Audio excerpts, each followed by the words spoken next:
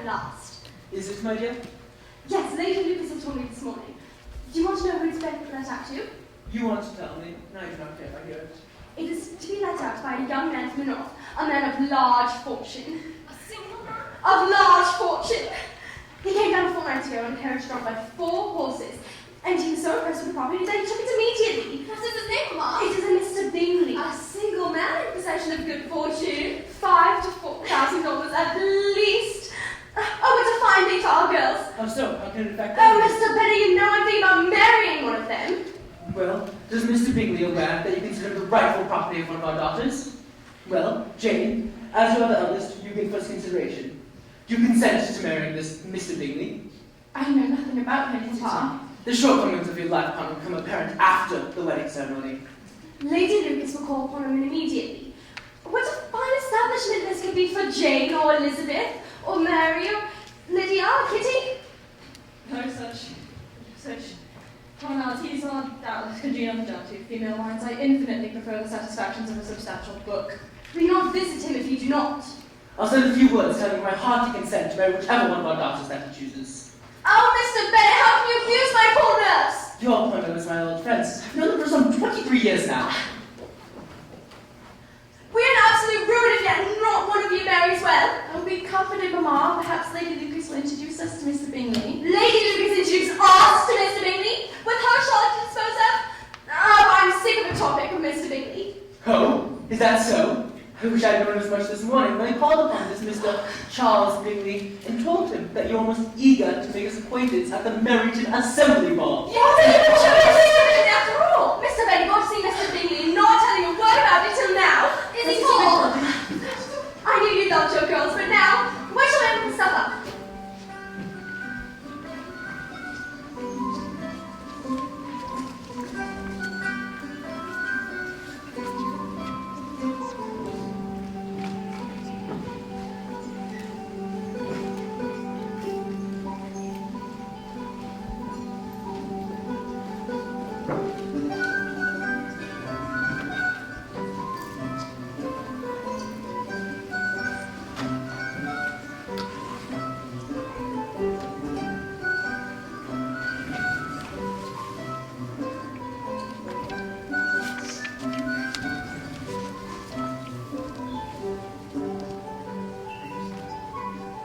I say, Darcy, every young lady in Hertfordshire must be in attendance.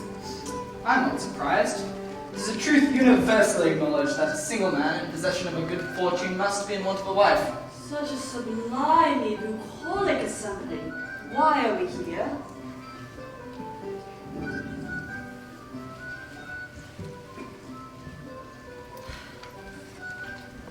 Mr. Bingley's dancing with Darcy. And over there's Miss Caroline Bingley. Oh, she's just such an elegant young lady indeed. And who is the other gentleman? It is Mr. Bingley's friend, Mr. Darcy. I can tell you Mr. Bingley. How is it that Charlotte is the first to dance with Mr. Bingley? She's not nearly as pretty as you, Jane. Or even you, Lizzie.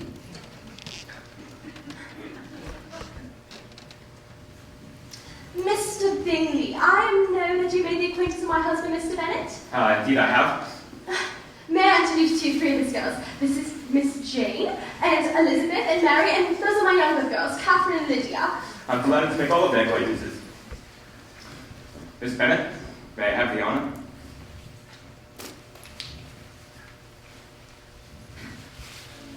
Are you enjoying Netherfield, Mr. Darcy?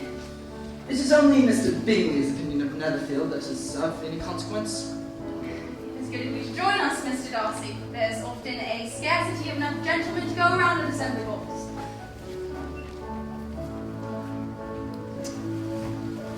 You did well at the beginning, Charlotte, being Mr. Bingley's first dance. Yes, but he seems to like the second better. Yes, well, it is agreed upon that my Jane is the prettiest woman in the room. There are certainly not so many men of good fortune in this world as there are pretty women who deserve it. I say, Darcy, I hate to see you standing by yourself in this stupid way. You had much better dance. You know how I dislike dancing, unless I'm particularly acquainted with my partner. Your sister is otherwise engaged, and there's not another woman in this room who would not be a torture to dance with. Upon my honor, I've never met with so many pleasant girls in my life as I have this evening, and some of them are uncommonly pretty. You are dancing with the only handsome girl in the room? This Jane Bennet, she is the most beautiful creature I've ever beheld, but one of her sisters, Miss Elizabeth Bennet, is standing just behind you. She's very pretty and, dare I say, very agreeable. She is tolerable, but she's not handsome enough to tempt me. You had better return to Miss Bennet and enjoy her smiles, for right now you are wasting your time. Not handsome enough to dance with? Oh, I quite detest the man, so high and conceited. Mr. Bingley is just what a young man ought to be. I've never seen such happy manners. He is also handsome, which a young man ought likewise to be if he possibly can. Well, I give you leave to like him. You have liked many a stupid person. I've never met with more pleasant people and prettier girls in my life, and as for Miss Jane Bennet, I cannot conceive of an angel more angelic. And for you, Mr. Darcy, have you ever met a room full of prettier, pleasanter people in your life? I find little beauty and no fashion in the assembly. I admit, Charles, Miss Bennet is very pretty. However, she smiles too much. Miss Bennet, I pray we may meet again. Perhaps, Mr. Darcy, but I find it unlikely to be on the dance floor of an assembly room. Any partner you would find here is but tolerable.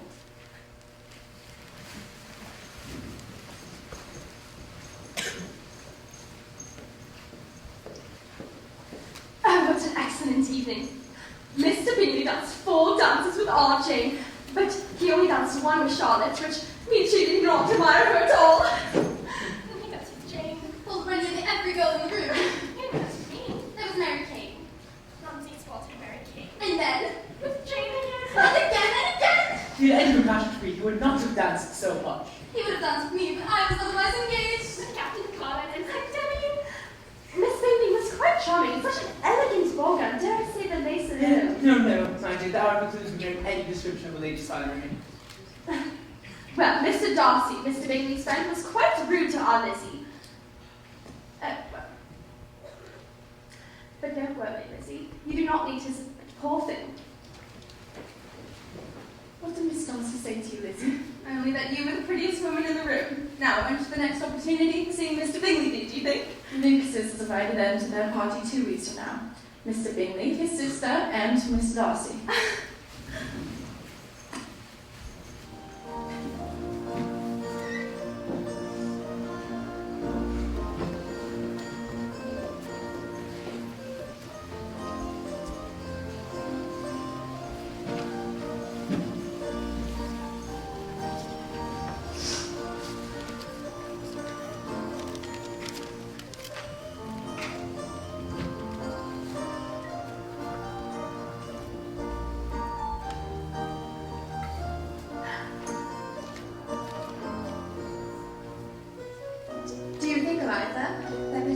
Mr. Darcy will be able to separate himself from the war when the dancing begins. He will if Miss Caroline Bingley holds any sway. I sense he would prefer to dance with you.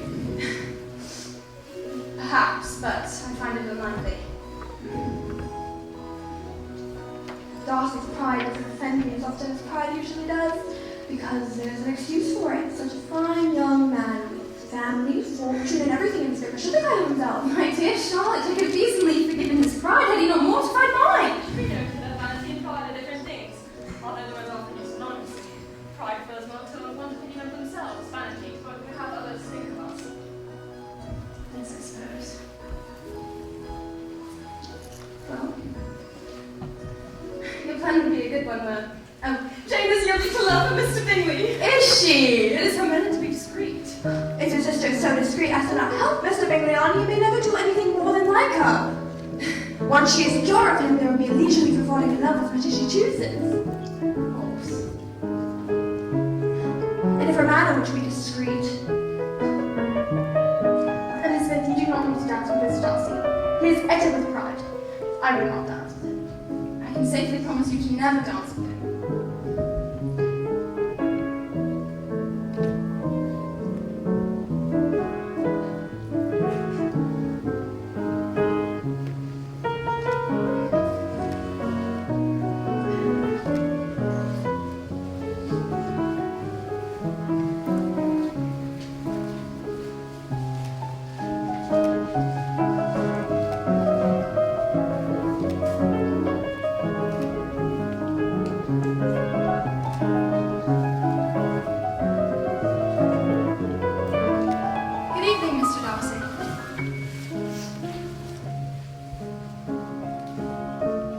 enjoying yourself? Well enough. It's quite good.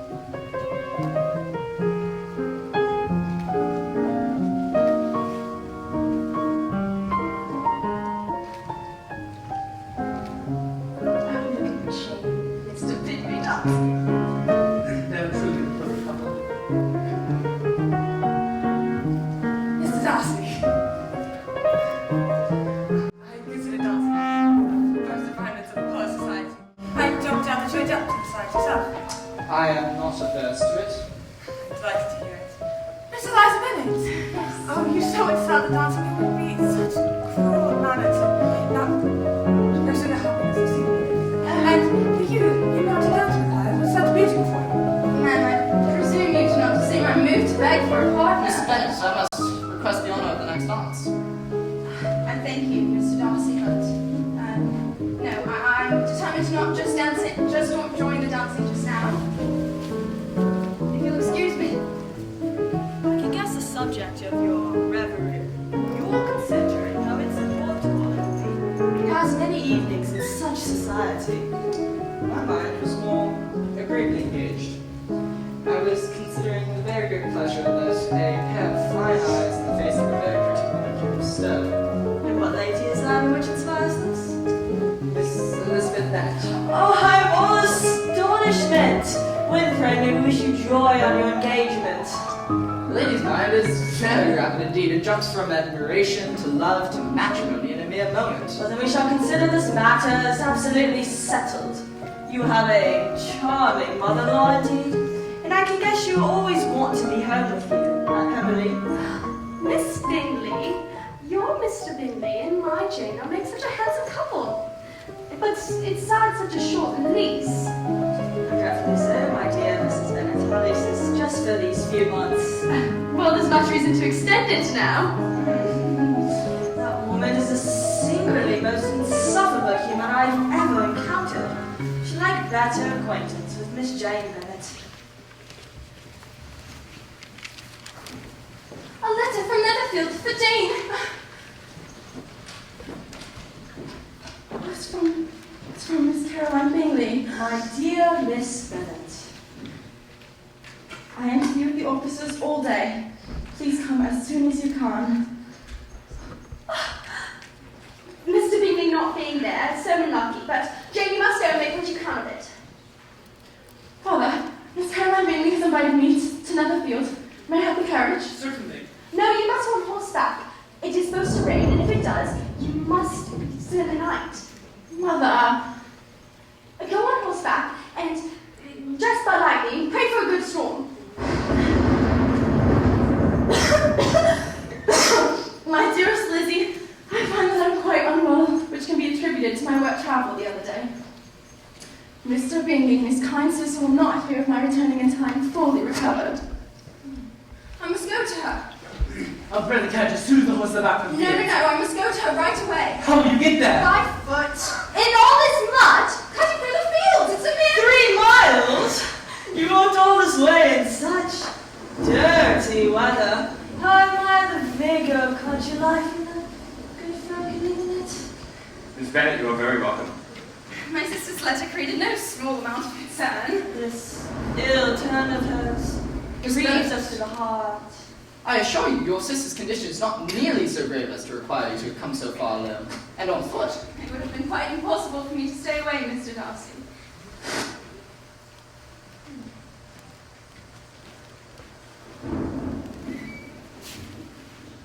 Do you guys play the piano? I do you? But very ill indeed. Ah, It's a constant amazement to me how young ladies have the patience to be also accomplished as they are. whatever can you mean, Charles? All young ladies are accomplished? All of them. I've never heard of a young lady being spoken of without first being informed that she was very accomplished. There are not more than half a dozen in the whole range of my acquaintance that would fulfill my understanding of the word. Then you must include a great deal notion of your accomplished woman. Yes, I do.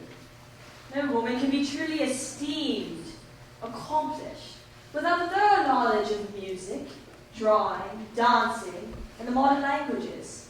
Above all, she ought to possess a certain something, in her manner of walking, in the tone of her voice, in her etiquette and professions. And more substantially, the betterment of her mind through extensive reading and consideration. I'm no longer surprised at your knowing only 6 accomplished women. I'd rather wonder at your knowing any. I assure you, Miss Bennet, Mr. Darcy's pursuit of his own affection is every bit as singular. Yes, that is a failing indeed. I really cannot laugh at it. It is impossible for anyone to have no failings, but I have made it my object to avoid those that invite ridicule. Such as vanity, perhaps, and pride? Yes, vanity is a weakness, but pride, where there is real superiority of the mind, pride will always be in good regulation. I am not without my failings. My temper I dare not vouch for. It could perhaps be called resentful. My good opinion, once lost, is lost forever. That is a failing indeed. I really cannot laugh at it.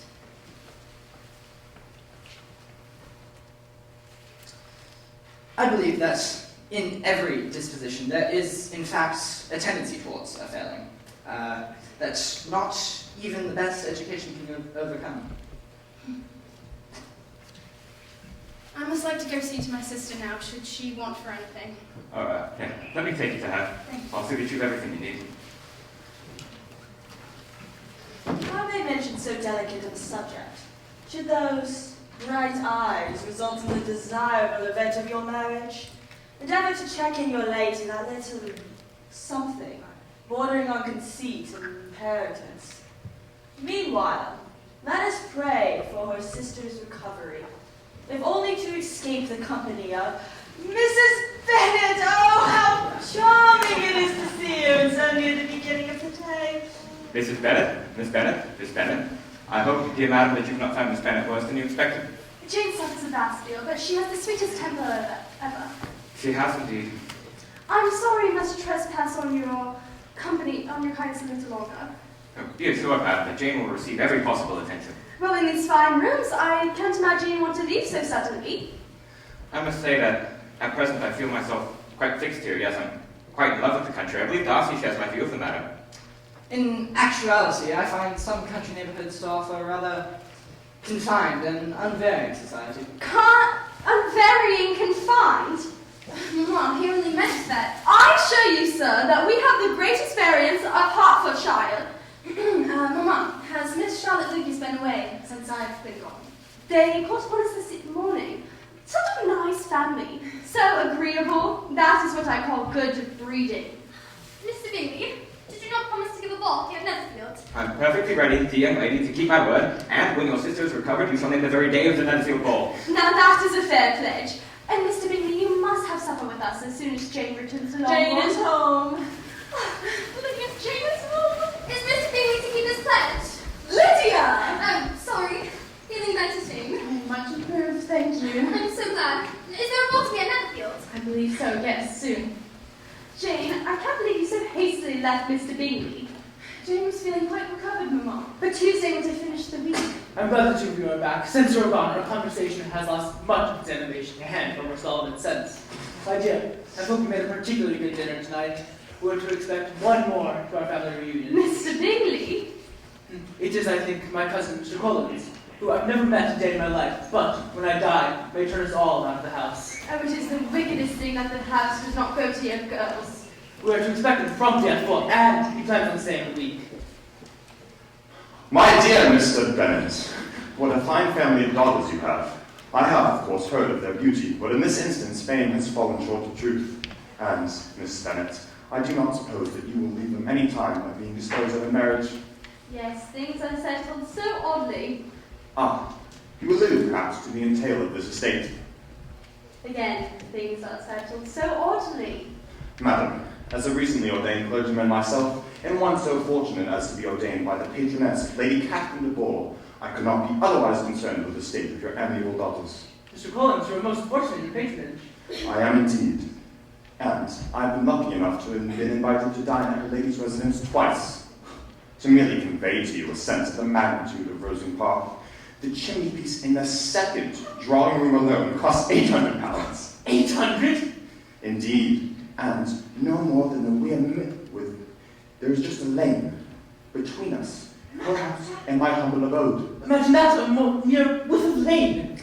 Does Miss Bourgh have any sons? No, my lady is composed of a single daughter, Miss Bourgh, who is the single heiress to a very, very extensive property. Is she courted yet? No. Unfortunately, Miss Bourgh's indifferent state of health has prevented her from being in town. But as I often tell my lady, she has robbed the English court of one of its brightest ornaments. You can imagine that on occasion, I am always preparing such little compliments which are acceptable to ladies. May I ask if that was spur of the moment, or a result of previous study? I sometimes amuse myself composing such little compliments to ordinary occasions, yet I wish to deliver them with as unstudied an air as possible. Ah, a fine piece, and rather rare, I believe. Its lines are quite restful to the eye and to the form. Well, you must tell us more about your society over supper, Mr. Collins. We are serving fish. Oh, I have substantial appetite. Mrs. Bennet, to which of your fine daughters do I do the excellence of the cooking? I can assure you, sir, that we can keep a good cook. My daughters have nothing to do in the kitchen. Madam, if you believe me to have inferred any slight upon your circumstance, I am mortified. I only meant that, well, this is a subject I ought to have brought up, but now that I'm a clergyman, with a good income, good house, and good profession, I seek to marry, and I seek no better wife than to choose from among one of your daughters. Which one? Eldest, I believe, should have its due. Jane. A lovely face and most amiable.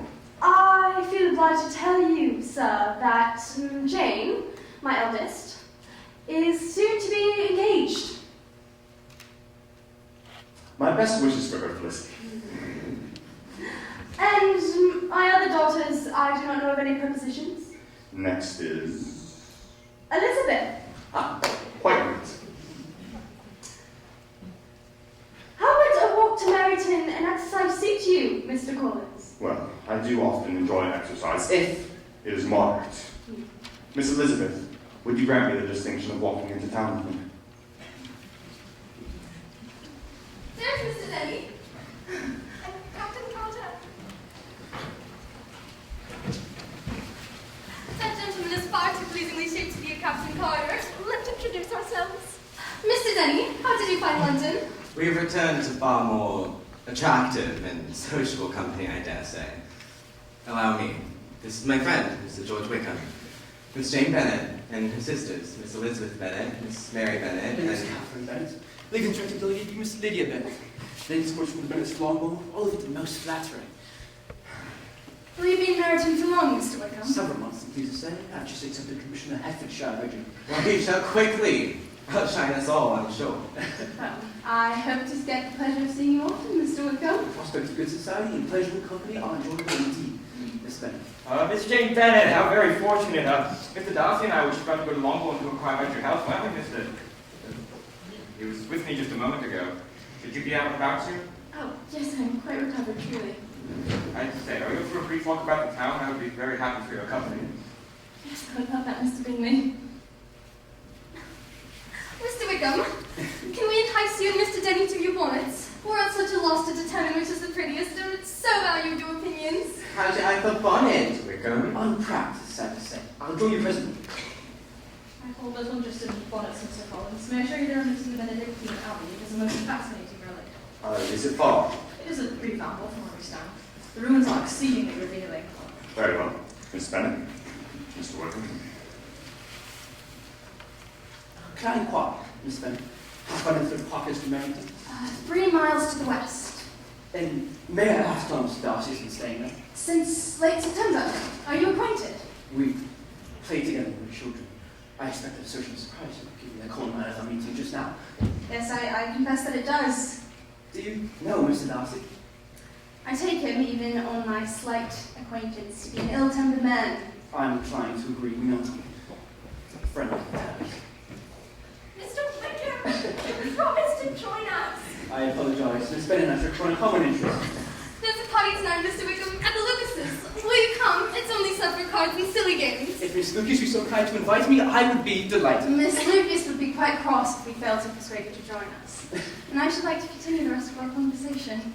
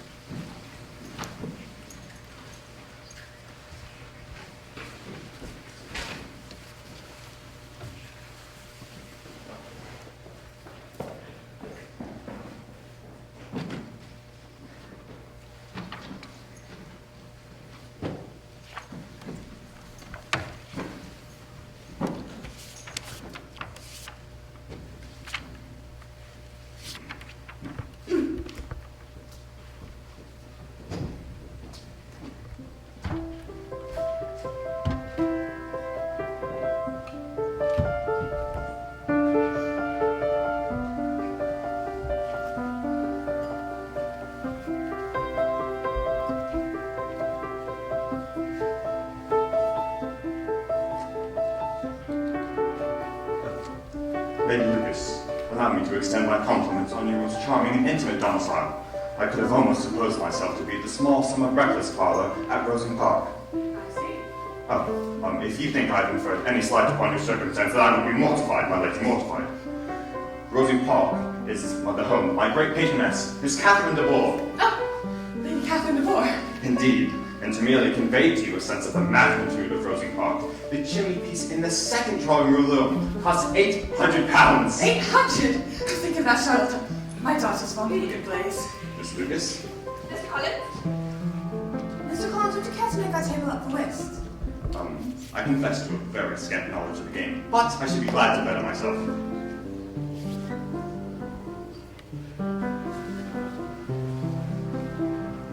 Respect. Mr. Wickham, I'm glad to see you've made it. I hope our small gathering has not given you cause for despair. On the contrary, I have every cause for cheer. How so? The society good employment I owe my necessary. I was on tin for military life. I had a position which becomes after this afternoon. I might, by now, be in the position of the parish. You contemplated a life in the church, Mr. Wickham. I had every expectation of being that good living. You see, the late Mr. Darcy and my godfather, he thought I revived me in thought. He does. But why was his bequest not honored? It's still difficult for me to comprehend the son's refusal to carry his father's wishes. It is not an easy subject. Darcy and I were raised together at Pemberley. We were boyhood friends, and I dare say, toughest brothers. My father, you see, had been an accountant, and he was highly esteemed by Mr. Darcy's father. In fact, he had the entire practice just devoted himself exclusively to their estate. When he died, I believe Mr. Darcy took me in as his own son, and like a good man passed, I found myself without a bequest or legal redress. This is shocking. He deserves to be publicly disgraced. Perhaps someday he will, but not by me. I can extract the son and have respect for his father. I cannot believe this. And his intimacy with the Bingleys. Do you know the Bingleys? Not at all. He's a sweet-tempered, amiable man. He cannot know what Mr. Darcy is. Miss Bennet, I terrorize you entirely with the drama of my personal misfortunes. You must think I'm most atrocious and hope to offend you forevermore. You are wrong on both counts, Mr. Wickham. I hope to have the pleasure of seeing you again with the other officers at the ball Mr. Bingley's throwing at Edinburgh later tonight.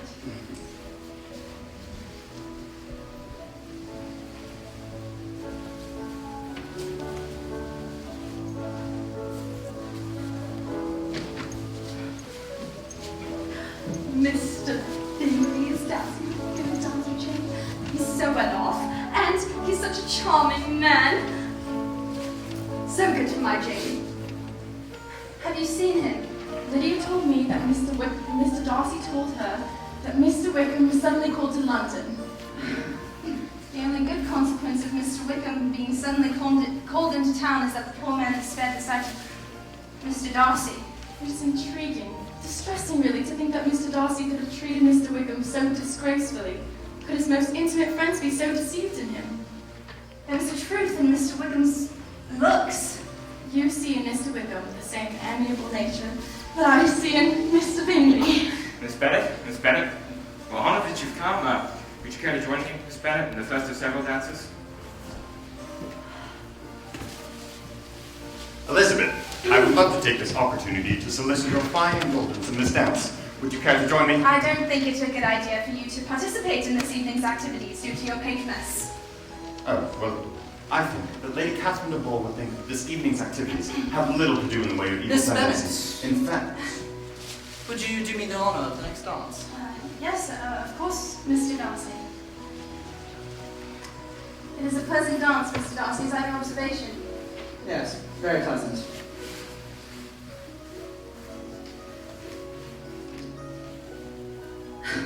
It's your turn to speak now, Mr. Darcy.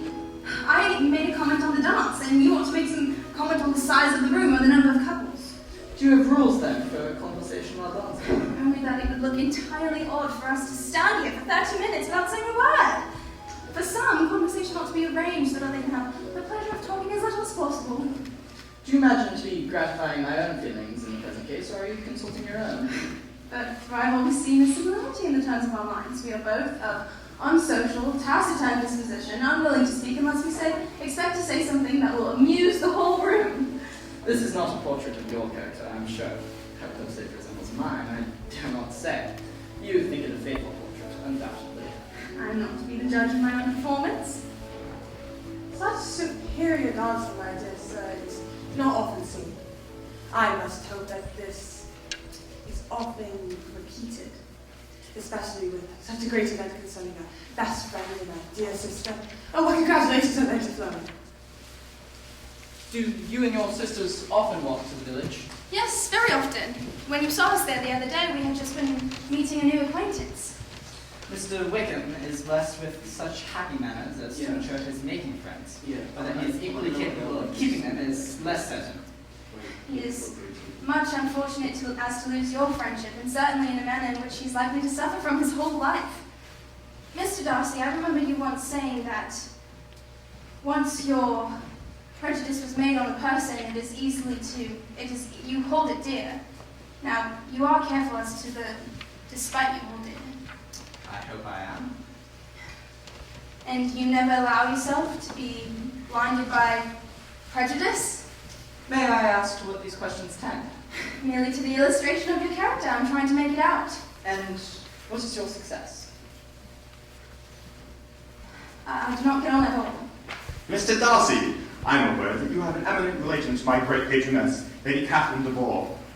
I am the revered Sir William Collins. I'm pleased to make your acquaintance, and I hope you will excuse me for not having done so earlier. Fine, gentlemen. I'm satisfied with my reception. So, Miss Eliza, I hear you are quite delighted with George Wickham. Yes, I find him to be an agreeable gentleman. Let me assure you, as a friend, not to give implicit confidence in his assertions. As to Mr. Darcy using him for ill, that is completely false. In contrary, it is George Wickham who used Mr. Darcy in the most infamous manner. I do not know the particulars, but what I do know is that Mr. Darcy is not in the least to blame. And thank you, Mrs. Bingley, for your concern, but I should like to make my own judgment in the matter. I beg your pardon? That was kindly meant. Mary, if you would please, let some of the other young ladies have time to exhibit their skills. I hate balls! Mary. Jane, Elizabeth, go after your sister.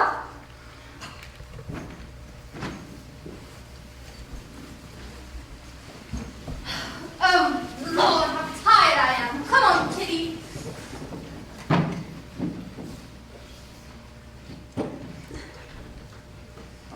Miss Bennet, I would like to request a private audience with your daughter Elizabeth.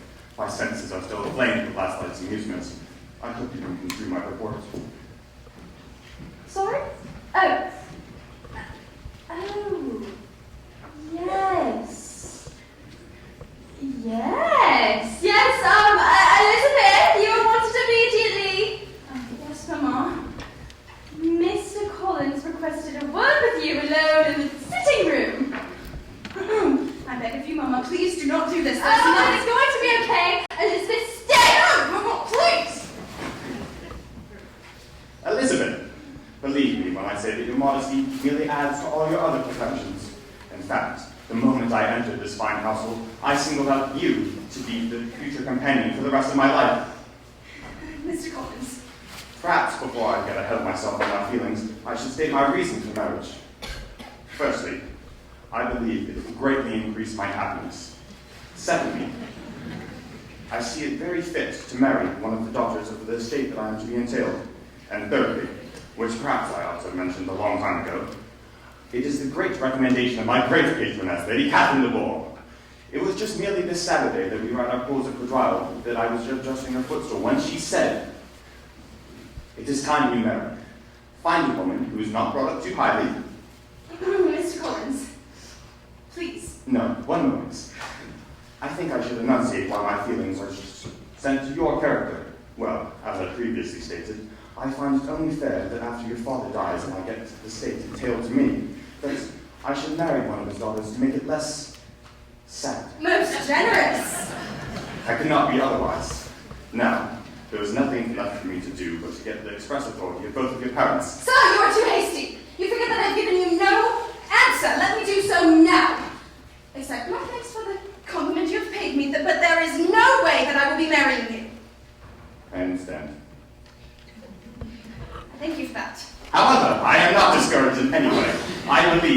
normal for young ladies at first to reject the man they secretly wish to accept. I can guarantee, Mr. Collins, that I'm not one of those ladies. I know not how to make my refusal in any way that you will accept it. Well, firstly, I do not believe you are serious in your disapproval of my proposal. Secondly, I view your financial situation to be so unhappy as to discourage the chance of any romantic rivals. And as such, I believe that you are not serious and will continue to increase my love by suspense. Mr. Collins! Please! I beg of you, stop! I know you think I'm somehow encouraging you to this whole marriage thing, but I will not. Please, at this moment, stop it right now. I cannot hear any more of it. Allow me to bring my pleasure of our closer connections. I need forward to the marrow. However, there's a slight impediment. Which is? My proposal has been refused. Refused! Mr. Bennet, you wanted to sit here in the beginning! I will. Listen, is a foolish girl. Foolish, and I will make sure she knows what her duty is, and she will marry you. It's okay. Well, madame, forgive me, but if she is foolish, perhaps we should not force her acceptance. I mean, after all, I would like some happiness in the marriage state. No, you have misunderstood me. She is only a foolish girl in these matters. Otherwise, she's a good-natured girl. Elizabeth, you are wanted! She's not going to marry Mr. Collins. And Fred, what am I to do on this here? It's Mr. Collins will marry him! Child, come here. Mr. Collins has given you an offer of marriage. Is this true? Yes, Father. And this offer you refused? Yes, I have. Your mother insists upon you marrying Mr. Collins. Is that not so, Mrs. Bennet? Yes, I will never see her again. Oh, child, an unhappy truth is before you. From this day forward, you become a stranger to one of your parents. You'll never see your mother again if you do not marry Mr. Collins. And if you do, you'll never see me. Oh, Mr. Bennet! I'll wait up my study until you make a decision. I tell you, Lizzie, if you got in that head that you go on refusing every single message, you will never get married and never be happy. Miss Collins, are you leaving us so soon? Madam, after some pangs of doubt and the reflection that my cousin should not offer me her hands, I hope that you would not take it as any offense that I withdraw any pretensions to her favor. The Lucases? Well, I plan to stay until Saturday, and after which I am dining with the Lucases. I hope you will not mention that. There. In fact, I am bringing sermons for Miss Lucas, as she has wished to store. She has wished for something. I don't really remember, but I believe it was something under my tutelage. They are a great family indeed. Happy to take our property. I take it you refused, Mr. Collins. It seems our mother's wish for one of her daughters must remain with you, Jane. What is the matter? A letter arrived from Miss Caroline Bingley. She says they have all left Bennet and have no intention of returning. What does it say? And I dare say my brother is scarcely less eager to see her again. Charles admires Georgiana and Darcy so very much, and now you have frequent opportunity to meet her on the most infamous footing. Am I wrong, my dearest Jane, in indulging in the hope of an event which will secure the happiness of so many?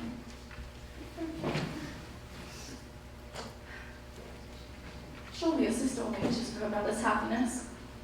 I'm afraid Miss Bingley wishes for many things but Charles's happiness. Rather than to suppose such selfish motives, I much prefer to take it in the best light. That there has been an error of fancy on my side and it's hurt no one but myself. Jane. It is time that you marry, in Miss Catherine de Bourgh's exact words. Find a woman, not too highly brought up, and bring her to Huntsford at once so I may see her.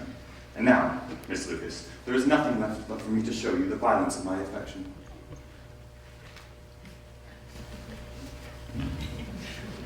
I know your feelings for Mr. Collins, Eliza. I'm not so romantic, I never have. I bring but a small fortune and I possess unexceptional beauty. I am convinced that my happiness with Mr. Collins is as much as most women can expect upon entering the marriage state. I hope you are satisfied with what I have decided, and I hope you find it in your heart to come see us at Hunsford's Parsonage. I should be heartbroken if this business proves a risk to our friendship.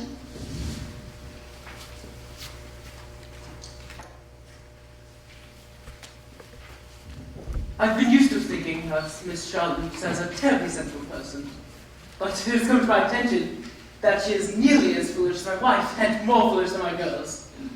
With Mr. Collins packed up and gone, when is it your turn to find love, Lizzie? Maybe Mr. Wickham's your man. He is here quite often. Mr. Wickham is one of the most finest, agreeable gentlemen I ever saw, but he shall not be in love with me if I can prevent it. You are too far cautious, my Lizzie. Mr. Wickham is a great gentleman, and would jilt you credibly. It's best I come home for delay. I have become engaged in this Mary King. I hope you will think less of me. No, of course not, Mr. Wickham. Bright, handsome young men ought to make their ways in the world somehow. Mrs. King is every bit agreeable as she is wealthy. Sincerely, thank you. If circumstances have any difference, You mean, had my father produced a son to inherit his estate, or perhaps the late Darcy not produced one for his, something would have been different. yes, something along those lines. I should like to believe that the case.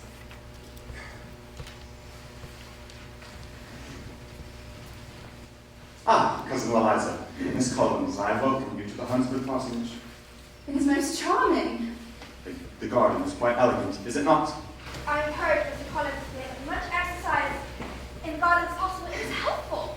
I do enjoy some physical activity, if it is moderate. How is your family? Very well. Wonderful. Miss Jane is off, and yes. I think my aunt and uncle are coming soon. Oh, well, Lady Catherine de Bourgh has been generous enough to invite you for tea on Thursday, Cousin Eliza. Very generous of her. Mr. Darcy is also invited. Mr. Darcy, what is he doing here? It is widely believed that Lady Catherine's son is Anne de Bourgh and Mr. Darcy were someday married. Oh, Yes, my patroness, Lady Catherine de Bourgh, and the late Anne Darcy were sisters. This marriage will unite the two great houses of Pemberley and Rosing Park. yes. And cousin, do not worry about your simple apparel. Lady Catherine de Bourgh likes to have the distinction of all ranks present. However, it should be noted that when you select footwear, we are rarely allowed to walk home. Lady Catherine is most attentive. One of her carriages will be sent for us, as she has several. She has several.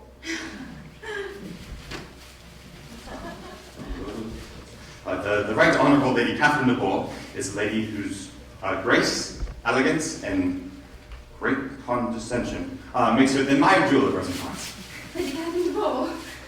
Miss Elizabeth Bennet, I presume, from Hertfordshire? Yes. May I present my daughter, Miss Anne de Bourgh? Miss Anne de Bourgh. I gather that you are well acquainted with my nephew, Mr. Darcy. Yes, somewhat. Miss Bennet, I had not hoped for this pleasure. Nor yours. Your childhood friend appears a modest and genteel sort of girl, Miss Collins. Your father's estate is entailed on Mr. Collins, I think. Yes, my lady, that is the case. For your sake, I'm pleased, of course. But entailing estates from a female line was not thought necessary in Sir Louis de Bourgh's family. I am happy to say that Anne is the sole and undisputed heir to Rosings Park, should she survive me. Do you play and sing, Miss Bennet? Oh, but very ill indeed. You honor us, Miss Bennet. I should very much enjoy hearing you play, Miss Bennet. I warn you, Colonel Fitzwilliam, I'm no great proficient. Well, sometime or other we should be happy to hear you and judge for ourselves. There are few people in England who have a more true enjoyment of music than myself, or a better natural taste. However I learned, I should have been a great proficient. You are welcome to come to Rosings every day and practice on the pianoforte. Oh, that's most generous of you. Yes, there is an instrument in the housekeeper's room. You shall be well out of the way in that part of the house. How many sisters have you, Miss Bennet? 5. 5 daughters! Whatever can your mother have been thinking? Not sure. Is your elder sister married? No, not yet.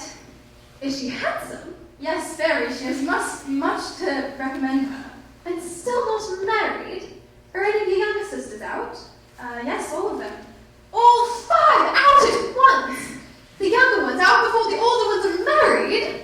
Your youngest sister must be very young. Yes, she's not yet 16. Not yet! Upon my word, you give your opinions very easily for so young a person.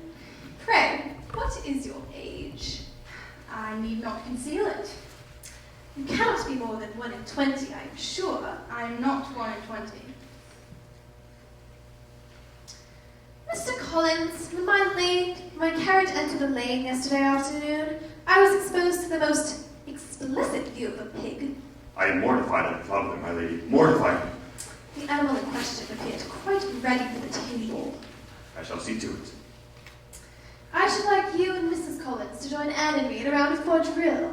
Mr. Darcy does not enjoy the pastime, and Colonel Fitzwilliam does not enjoy what Darcy does not enjoy. Miss Bennet, will you entertain the gentlemen with your music? We will find this instrument a capital one, certainly superior to your... Well, try it and hear for yourself.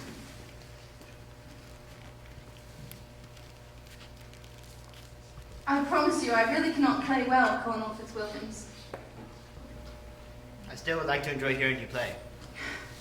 I'm no great proficient.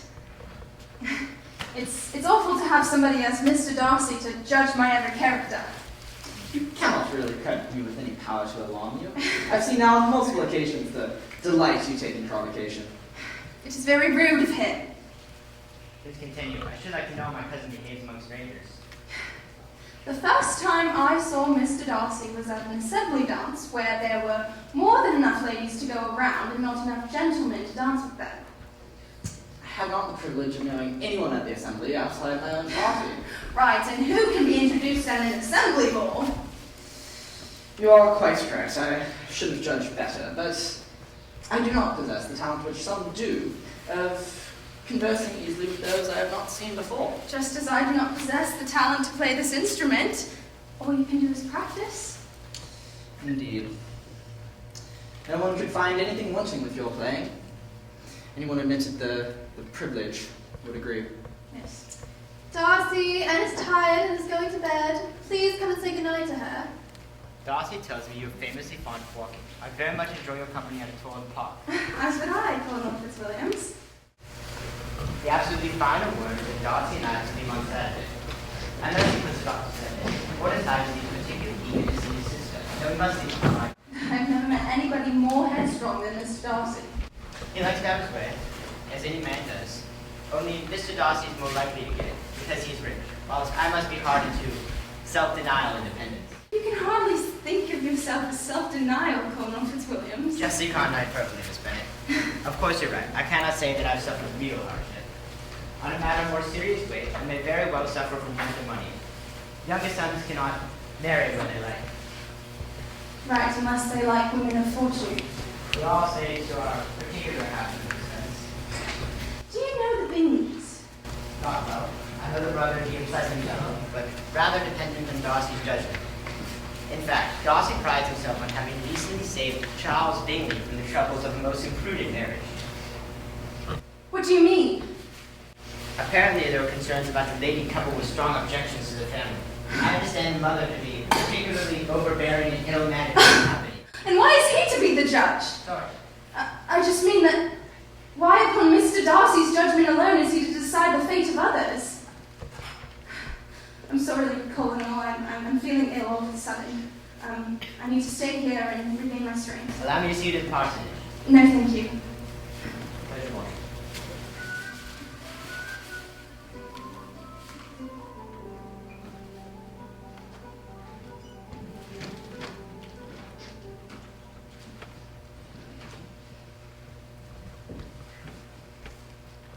Miss Bennet. Oh. Fitzwilliam told me. I trust you are feeling better? Yes, much better. Thank you for your concern, Mr. Darcy. In vain have I struggled. It will not do. You must allow me to express how ardently I admire and love you. I have fought a great war with these feelings almost from the first moments of our acquaintance. Yet I remain powerless to alter my deep attachment to you. I need hardly say that I should be harshly judged for considering the prospect of allying my family to one of such inferior circumstances. Such an alliance might well lessen my sister Georgiana's prospects, and will most certainly be harshly considered by Lady Catherine Bourgh, it being a clear projection of her design to align with her daughter. But I must abandon all good judgment to the extent that these circumstances mean nothing to me in the face of the admiration I feel for you. I beg you, most fervently, to ease my suffering and accept my hand. It is, I believe, the established manner to express a sense of gratitude and appreciation for such sentiments, but I cannot know. Mr. Darcy, I will not accept your hand. Is this all the reply I am to expect? Am I to be rejected with so little effort and civility? And might I inquire why, with such evident a desire of humiliating me, you've chosen to tell me that you've liked me against your will, against your judgment, and against your duty as your sister's protector? And if I was uncivil, I have other provocations. Can you hardly imagine me marrying the man who has perhaps forever ruined the happiness of my beloved sister? You arrogantly and selfishly maneuvered Mr. Bingley away from Jane. Can you deny it? I have no wish to deny that I used my influence to separate my friend from your sister. For that, I rejoice in my success. I've been kinder towards him than I have towards myself. It is not merely this account on which my dislike was founded. Your manner was made clear to me months ago in an account given to me by Mr. Wickham. You take an eager interest in that gentleman's concern. His misfortunes in your hand. His misfortunes indeed. You withheld the advantages for which he was entitled to, reducing him to a state of near poverty, and yet still, to this day, you treat his name with some fortune and ridicule. My faults, according to your calculations, are heavy indeed. But I wonder that these offences might have been overlooked had your pride not been hurt by my honest confession of the scruples which have long prevented me speaking to you as I have this hour. That these bitter accusations might have been suppressed had I, with greater policy, concealed my struggles and flattered you more. The disguise of every sort is abhorrent to me. I do not regret my feelings. They were natural and just. Could you expect me to celebrate the inferiority of your connections? To congratulate myself on hopes of relations whose position in life is so decidedly beneath my own? Your manner of declaration merely spares me the concern I might have felt in rejecting you. From the start, Mr. Darcy, you impressed me as arrogant, conceited, and selfish. You were the last man in the world I could ever be prevailed upon to marry.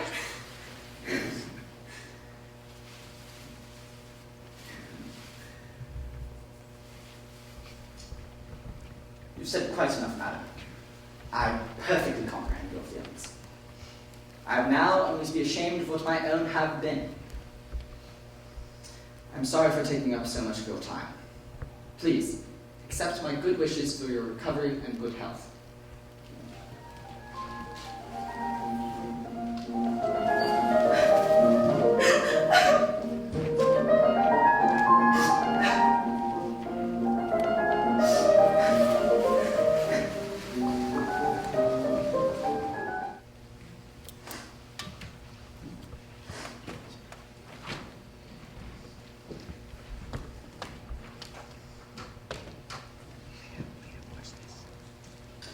I've been walking in the road in hopes of meeting you.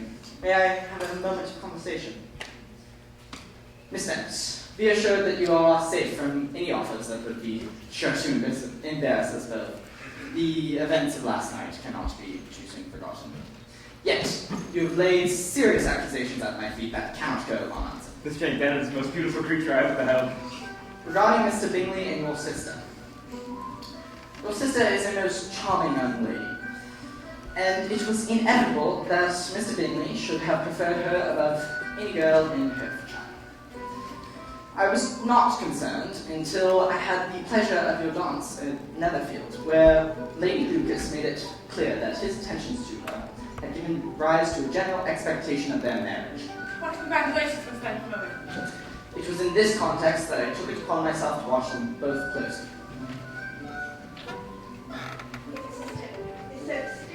Help Mr. Bingley on. He may never do anything more than like her. Jane's affections for Mr. Bingley not see that.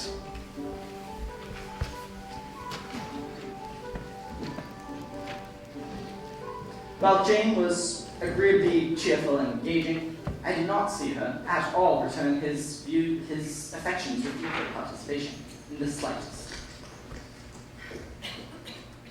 These are very different circumstances than those relayed to me by Mr. Wickham. I'm not surprised. For the adoration of love of the Darcy family, let him devote himself exclusively to their affairs. My father was very grateful for the late Mr. Wickham's service, and he was very taken with Mr. Wickham's engaging manners. It was his intention for a legacy to be provided of £1,000 to allow Mr. Wickham to pursue a vocation in the church. After my father's death, Mr. Wickham wrote to me that he had decided against a church living, and he instead wished to study law, for which an additional £3,000 would be required. I acquiesced. But within a mere month, George Wickham replied to me again, and having developed a reputation for disparity, idleness, and worse, and deeply in debt, he returned to his wish of being a clergyman, certain that he should not be one with the church. I declined. Had the father liked me less, his son made more me better. These are extremely different circumstances than those relayed to me by Mr. Wickham. I'm not surprised. I must now relate to you an incident which I have not related to any other, and for which I must require a pledge of secrecy. A year ago, I visited my sister Georgiana at school. She was clearly under considerable strain, and I endeavored to find the reason why.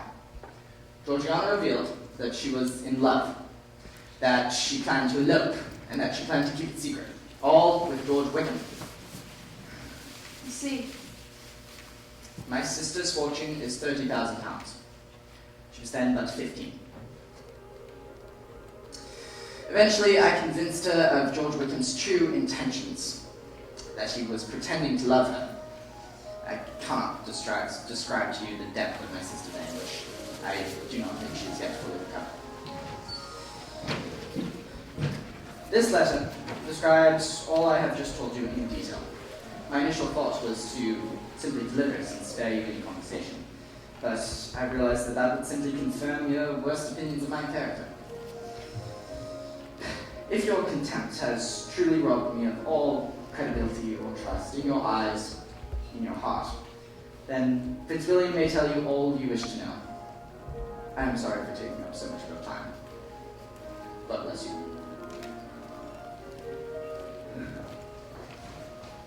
Lizzie? Jane, you've returned from London. Yes, we travelled to Longbourn together. Is that Mr. Darcy whom you're speaking? Yes. Are you all right? Sorry? Has Mr. Darcy upset you? I believe he has. I've always prided myself on my ability to see right versus wrong, but it has taken me but 10 minutes of conversation with a man I've utterly despised to realize how blind, prejudiced, and absurd I have been. Till this moment, I never knew myself. Lizzie. Oh, Jane. Let's go home, my dear sister. Jane. Oh, dear Lizzie. So much has happened since you've been away. Kitty and I have gone to the village nearly every day. You are still beautiful, my child. Me Papa's bonnets, do you like them? Your mother and I are parents of two of the most foolish and overdressed girls in the country. The officers like me this bonnet, but I do not think it is very pretty. Then one or two. I shall put it to pieces and see if I can make it any better. Oh, Charles, anything Remington. They are going to Brighton in a fortnight, and I do want Papa to take us all there. Only think of what a miserable summer else we shall have. Lizzie, thank goodness you're here. Please, try to talk some sense into your siblings. Now, I want to hear every bit of detail in London. Mr. Bingley and the dances. I have such news about a certain person we all like. It's about dear Mr. Wickham. There is no danger in his marrying of Mary King. She has gone to her uncle at Liverpool. Gone to stay. Wickham is safe. And now it's Mary King. She's a great fool for going away if she likes him.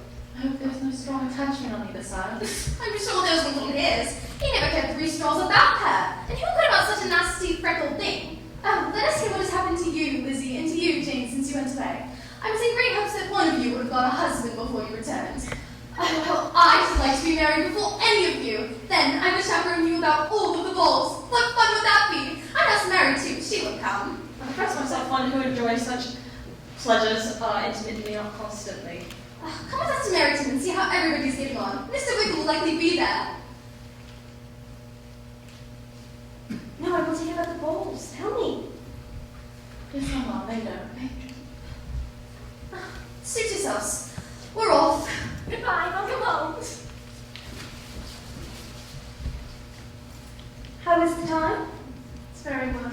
Very nice indeed. Mama, can I talk to Jane in private, please? Jane, do you think I ought or not to make Mr. Wickham's character prevalent to our family at least? Oh, poor Mr. Wickham. Surely he is not very bad. Do you believe what Mr. Darcy has told me? Oh, poor Mr. Darcy, what unhappiness your refusal must have given him. Jane, should I not expose Mr. Wickham? Oh, poor Mr. Wickham. Surely there is no reason to hurt him so dreadfully. And telling Mother is equal to telling our general acquaintance. What is your opinion? You are right. I shall keep it to myself. Mr. Darcy asked me to not relay this information to anybody, so I shall follow his wishes. No, you're right. At present I will say nothing about it.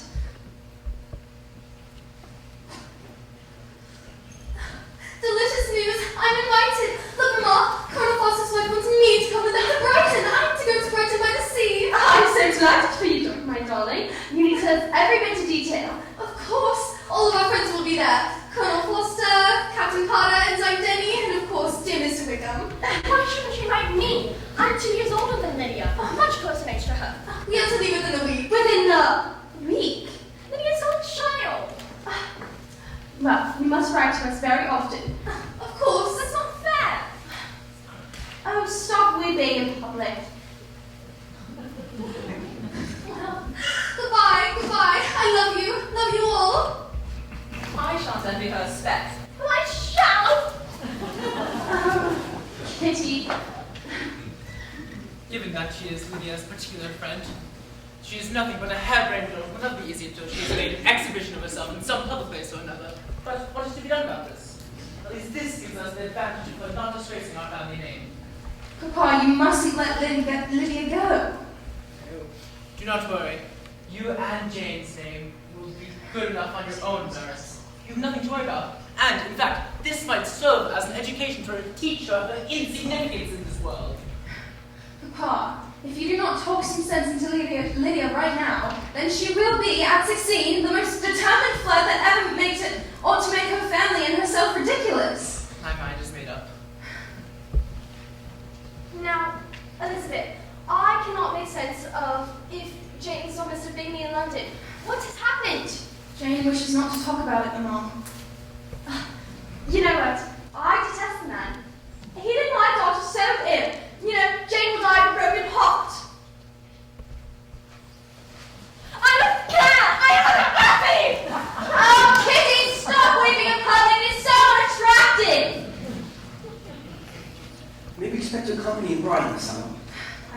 No, but Lydia will be there this summer.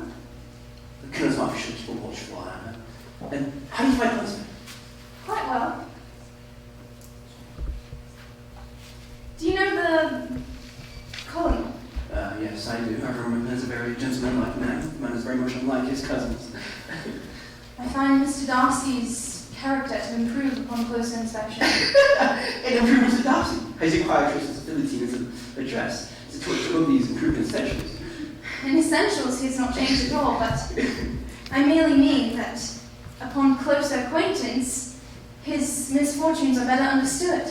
I must rejoice that Mr. Darcy is willing to put on the appearance of what is right. However, I suspect that these improvements in behavior are only designed to fill his natural talent for. Is that so? Miss Darcy, who marries equal or better in fortune, connection, his pride will not allow you otherwise. I see you anticipating warm weather. Their families will soon be back from winter, and summer finery and some engagements will be abound. I think I shall go this summer after all.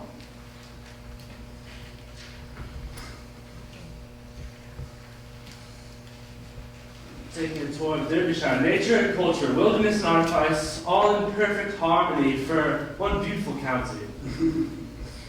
Certainly. Your aunt spoke of a youth in... Lambton. Yes, a charming village not 5 miles from Pemberley. Well, the house will be so empty without Jane and Lizzie, and of course Lydia. I guess we shall make do. Don't worry, my dear, that'll be answered through your customary protocol. Promise me you'll write to me, Lizzie. I'll answer every letter you send. Yes, Father. Jane, please promise me to write. I know you will keep your promises. Of course I shall. You may post a letter to the little inn at Lambton. The route shall carry us through Oxford, Blenheim, and Warwick until we get to Derbyshire, and we're blessed with the wonderful sights of the Matlock River Valley. I'm eager for the little town of Lambton. The little town of Lambton. He's amused that the little town of Lambton takes its place among so many wonders. We shall spend every moment we desire there, but we should be getting on now, for it's daylight and that's best for traveling. On we go. To Pemberley, then. It takes the breath away. The building on the rising ground between the stream and the wooded hills is most enchanting. It is more than all of my imaginings. I'm Mr. Reynolds. Visitors are always quite welcome at Pemberley. The late Mr. Darcy always took great pleasure in being visited and admired. Elegant rooms, and lofty. There's a particularly fine observation from that window. The stream winding through with the trees scattered along the banks is most magnificent. All of this, and to think I could have been mistress. And this room was the dear Mr. Darcy's favourite room, and all these pictures are kept just as they used to be. The lodge portraits of my master, Mr. Darcy. It is a handsome face, although I have never seen the original. Lizzie, what is your opinion as to the likeness? Does the young lady know Mr. Darcy? Yes, on slight acquaintance. And he's a handsome gentleman, is he not, miss? Yes, very handsome Well, indeed. I'm sure I know none so handsome. And this charming young lady? Miss Georgiana Darcy, drawn earlier this year for her 16th birthday. Oh, very pretty young lady. Oh yes, the prettiest young girl there ever was, and so accomplished. She plays and sings all day long. Ah. But in the next room is a piano brought down just for her. Present for my master. Ah, generous as well as handsome. And so very kind. Indeed. Oh yes, sir. I've known him since he was 4 years old, and I've never had a cross word from him in my life. His father was an excellent man. Oh, his son is just like him. The best landlord and the best master. Ask any of his tenants or his servants. Some call him proud, but I fancy that is only because he doesn't rattle away like other young men who think of nothing but themselves. This building, I suspect, is late 17th century, is it not, Mr. Reynolds? It dates from 1690. Mrs. Darcy, we were not expecting you. Is Miss Georgiana come as well? The rest of my party is to arrive tomorrow. Georgiana is keen to play the new Miss Bennet. What a welcome surprise. I had not expected, Mr. Darcy, I did not know. I had no idea that you... Are you enjoying your tour of Pemberley? Yes, very much. And this is... Yes, these are my aunt and uncle Gardiner. Distinct pleasure, sir. Indeed. Pleased to make your acquaintance. Well, I hope you enjoy your tour. Mr. Reynolds will see to it. The Riverwalk is most appealing this time of year. I'll take you to the groundskeeper. We must leave immediately. Of course, if you wish. Showing up here is the most improper, absurd thing I've ever done. We must leave right now. Ah. Mr. Darcy. You are not leaving?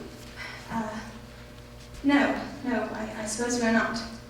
I hope you're not displeased with Pemberley. Do you like the place? I adore it. How can anybody not?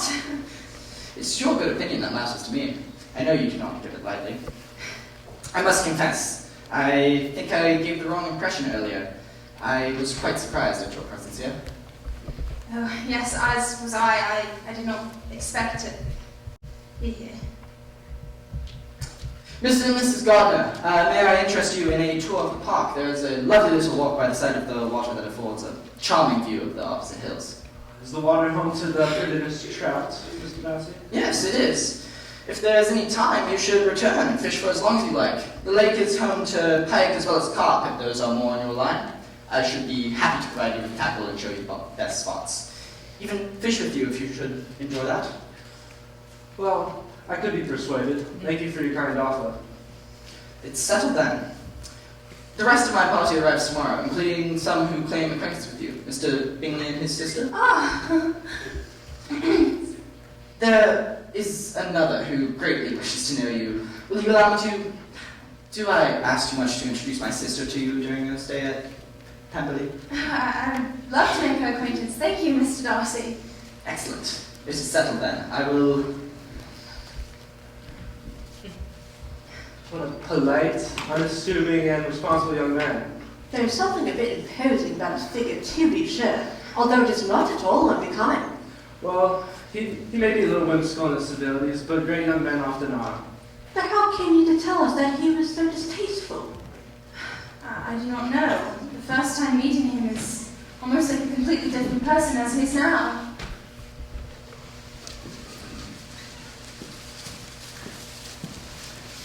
Miss Bennet. This is my sister. Oh, Miss Bennet, it is so nice to meet you. I hope he's only talked highly about me. He has. Mr. Gardiner?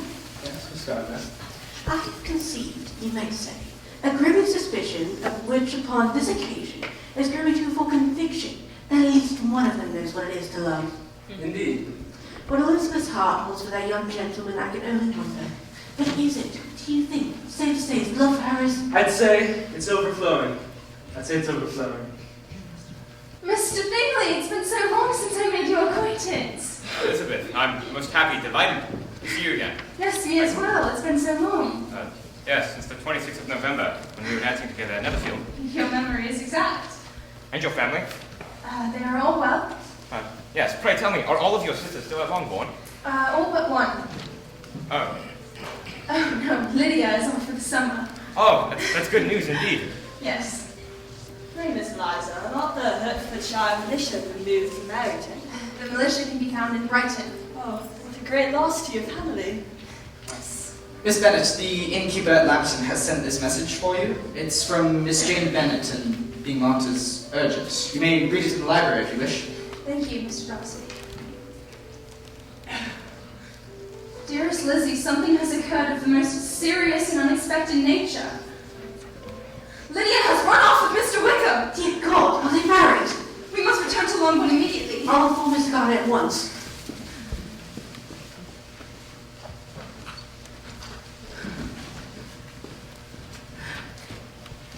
We are ruined forever!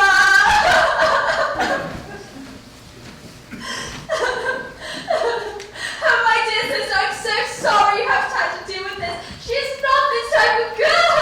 Oh, now Mr. Bennet is going to duel Mr. Wickham. Oh. Mamma, Papa will not battle Mr. Wickham. Well, I must prepare myself for the worst. You must try to stay calm, Mamma. My darling girl. Mr. Gardiner should have joined him by now. He left us to reach horses in Hatfield. Oh, well, that's his life sentence good. Nobody cares about my poor nerves! Elizabeth, this letter arrived for Father this afternoon. He instructed me to open all that came for him in his absence, which is from Mr. Collins.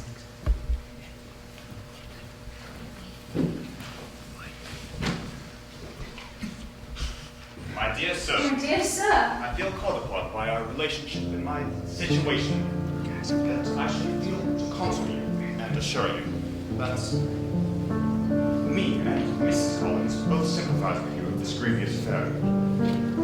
And I have related the entire affair to Lady Catherine de Bourgh, who of course shares my stance on agreeing that it is injustice to fix this faulty step of your daughter. In fact, it would have been better if the death of your daughter had happened. Lady Catherine de Bourgh has also stated that who would dare associate with such a family? I am, sir, your most obedient and humble, etc. Etc. Oh, Father.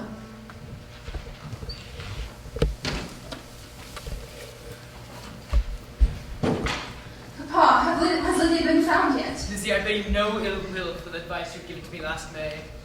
I alone deserve this blame. It is not your fault. I alone deserve this blame. No more balls, no more officers allowed inside our house. No more leaving, no more dancing outside this house, unless it is with one of your sisters. No more going outside unless you're proving to me that you spend at least 10 minutes a day doing some reasonable work or another. Papa! I do not want to be unhappy, child. If you have good will for the next 10 years, I promise I will revise this decision. Papa, is Lydia to be found yet? Huh? She is. And she is married. Thank God. Lydia's supposed to be married. Yes. And Lydia as well? Your uncle has arranged the entire thing. Mr. Gardiner? Yes, he has. There's two things that I want to know. The first being, how much money has your uncle set aside for this to be ready? And the second thing is, how am I to repay him? Money from Uncle Gardiner, what do you mean? Lydia's no person to marry on sight alone. There had to be some sort of settlement to sweeten the deal. How much? Not farthing less than 10,000. That much? Yes. If it was any less, then I'd be sorry for my new son-in-law's business sense. Oh, my dear, I hope you prepared a particularly good dinner for tomorrow night. We're to expect the happy couple then. Mr. and Mrs. Wickham have come to Longbourn. I am Mrs. Wickham. Mama, I'm the first to be married. How lovely you are, my dear girl. How we missed you so. Oh, thank you, Mama, but my husband and I have been far too busy to miss any of you, haven't we, Mr. Wickham? Indeed. Mother Bennet. And handsome he is indeed. He is. Mr. Bennet. How very good to see you, Mrs. Bennet, again. I forgot that we could stay long. I've just purchased a regiment at Newcastle and you joined them immediately. Newcastle? But Newcastle's far away. Oh, Lord, I don't rightly know. I want to get married and show everyone I meet my ring. Well, we must have time for tea now, shall we? Let's go catch up. Will you be lonely in Newcastle, Mr. Wickham? Not at all. It's a delightful place. The village we should in Vicar is located close by. Excellent parsonage house. I should believe we should be very happy there. I heard you will be making sermons. Yes, the quiet, the seclusion of your life would suit me in every aspect. I heard from a particular source that in a past life sermon making was not to your liking. Did you? Who? Let us not quarrel. We are brother and sister now. It's all right, Mr. Wickham. Oh, isn't my husband not a charming man? Now, go have your tea and work your Thompson father. Do not distress yourself, my dear husband. I shall join you shortly. Ah, I should like of all things for my dear sisters to come to Newcastle to see us. We shall be there all winter, and there will certainly be balls. And I shall take good care to get good partners for you. I dare say I shall get husbands for each one of you, merry and timid, before the winter's over. Lydia, excuse us if it sounds frank, but we do not exactly love your manner of getting husbands. Look, you are so strange. What girl would fancy a whole regiment of young handsome soldiers seeking her favour?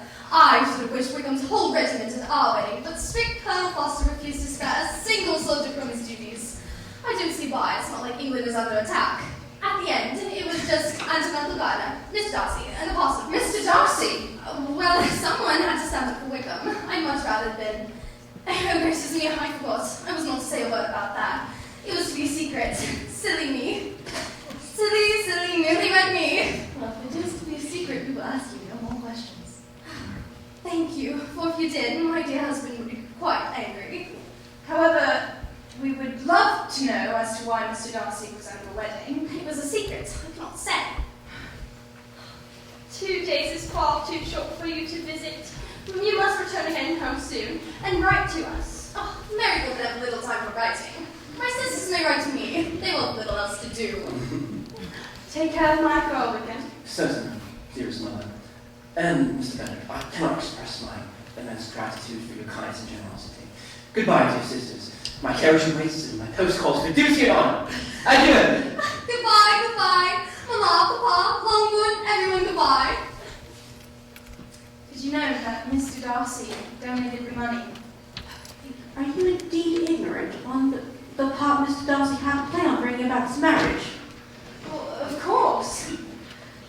Well, the day your uncle arrived from London, he was quite surprised Lydia and Mr. Wickham. Wickham, of course, wanted a great deal to marry Lydia, but at length was reduced to be reasonable.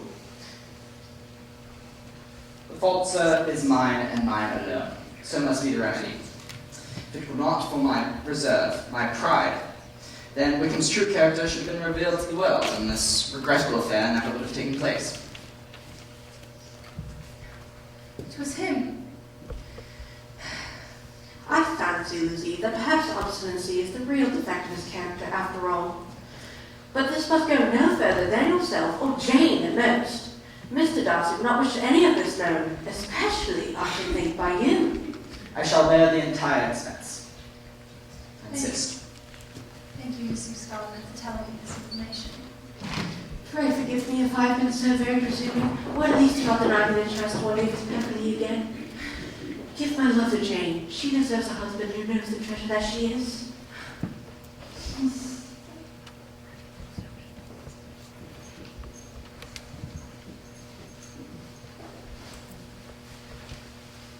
Mr. Bingley is here from Netherfield to see Jane. Mr. Bingley is here, but he has no need to be here.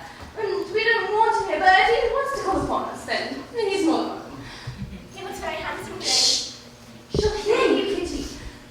Mr. Bingley's here, Jane! Tom Cross Adams with him too. Oh, Mr. Bingley and Mr. Bingley's friend, more than welcome to be here. How are you two? Well, Miss Bennet. And we were to enjoy the countryside, Mr. Bingley. For how long?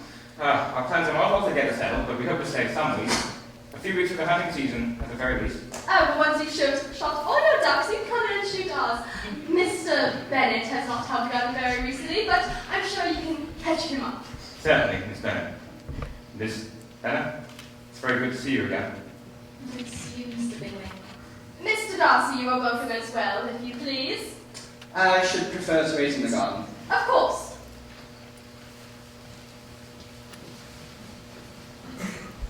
Why has he just come here to say nothing and then leave? I shall never be embarrassed by Mr. Bingley's coming again.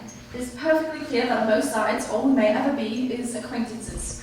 Jane, you do not think of me so weak as to be in danger now. The only thing you are in danger of is making Mr. Bingley as in love with you as ever.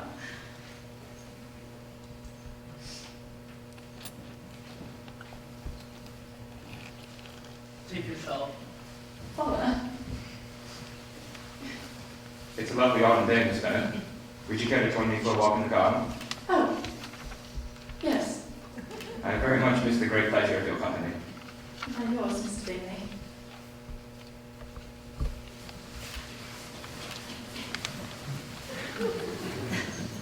Miss Bennet. Mr. Darcy, I do not know. I trust I'm not. No, intruding, no, to the contrary. Your company is much desired. My friend and your sister are... In the garden, yes.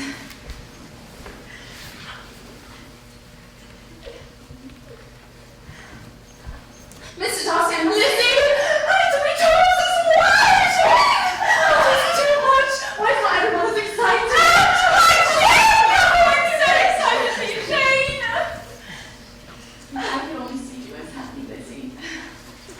It seems that I would have to remember my temper in order to do that, but if I put my mind to it, maybe I'll be able to find another Mr. Collins. Mr. Bingley and Miss Jane, I'm so very happy for both of you. I must congratulate you both. With the two of you combined, your generosity will overflow. Been staying at Netherfield for a while now. You must take us to the library and then you'll just... Oh, yeah, yes, of course. All that you say, all that you say.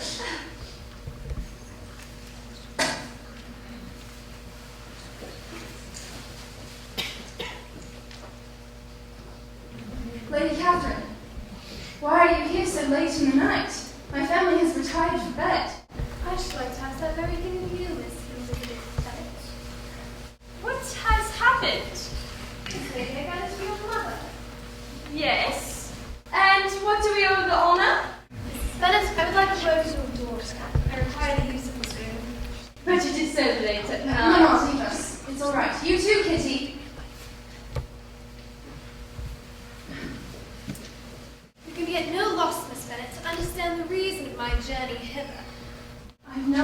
Why?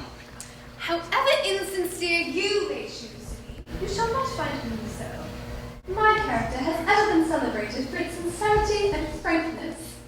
I was told that your younger sister was not the only Bennet on the point of being most advantageously married, but that a Miss Elizabeth Bennet would, in all likelihood, be soon united to my nephew.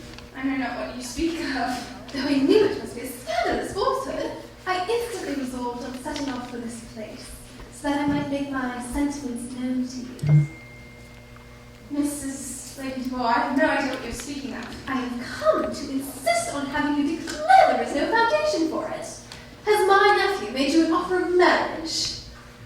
If he has, I shall not tell you. You ought not to. You must not.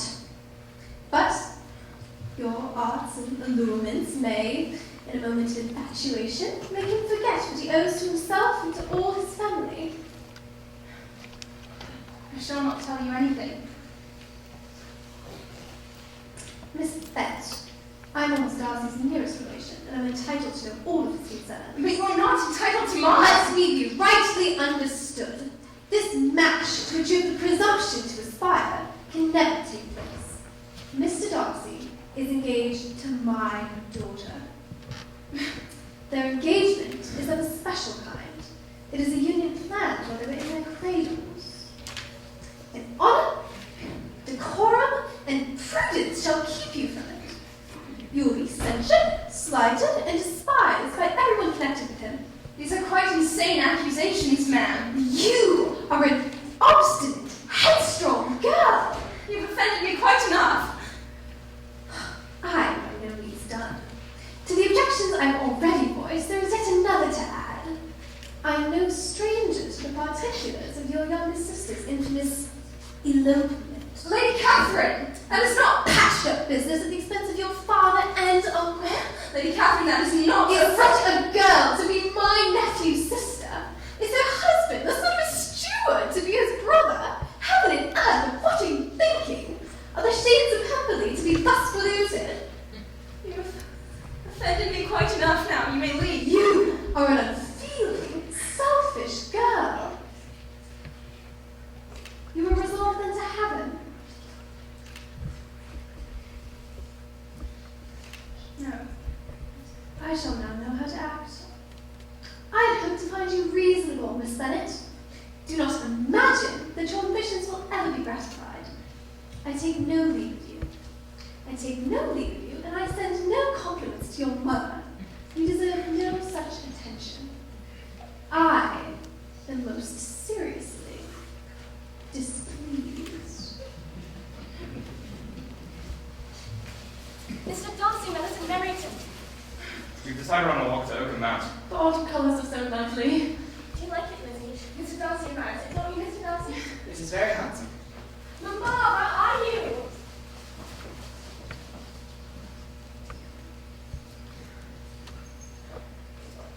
I'm a selfish girl. I have ruined every possibility of anything with you, and I've just... Can you have any trust in me?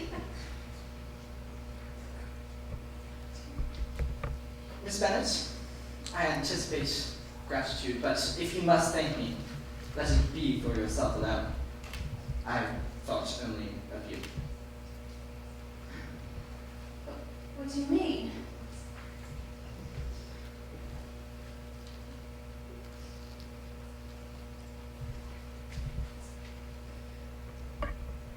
Mr. Darcy,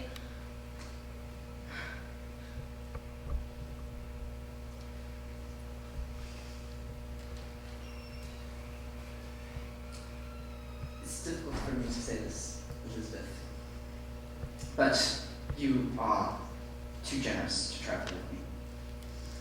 If your feelings remain unchanged from last April, let me know at once. My feelings are... My feelings have not changed. They've changed entirely. I feel completely different as I did last April. That makes me very... What? happy. Does it? Yes. Do you know, we owe a great debt to my aunt. How so? Lady Catherine Bourgh recounted her visit with you last night. Unfortunately for her ladyship, this produced the exact opposite effect. I felt certain that if you were decided against me, you should have said so plainly. I feel so horribly as to have abused you, and now your abuse is coming off in your relations. I would not bear it. What did you ever say to me that I did not deserve? My behavior on the night of my proposal was unpardonable. Shall we rejoin the others? Perhaps this moment might be better spent if I visit your father. Oh, yes. Yes, he's in his library. Good gracious, what is that detestable man doing in this house? He should be off shooting or doing other manly things, but instead he's just being annoying to us. Mama, I have something to tell you. Mama, Mr. Darcy has gone to find father. Well, he's going to find it a real ill reception. Your father does not like being taken out of his library. Mama, Mr. Darcy... But it's not going to be good. I mean, he's going to hate him, and we all do, in fact. Mama, Mr. Darcy wishes to ask Papa a question. Of what? Mr. Darcy wishes to marry you! I can see how rich you'll be! 3 girls, Mom! 3 girls married, $10,000 a year! I have to tell something to Lady Lucas! Oh. Lizzie, am I to be believed that you've always hated that man? Yes, but on more acquaintance, that has changed. Even with the riches, the jewelry, the clothes, the carriages, will it make you happy? Yes, Papa, I believe it will. Nothing at all. He is an unpleasant sort of man. But if you like him, it outweighs that. Papa, I do not just like him. I love him. What has he done to prove himself worthy of this title? Unimaginable things for our family that have benefited us in ways that we cannot even begin to understand. If he's done that, then he is worthy. I give you my consent. I give him my consent to marry you.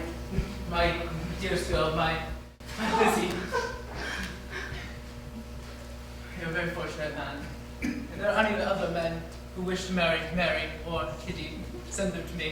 Help me at my leisure. How did you begin to fall in love with me?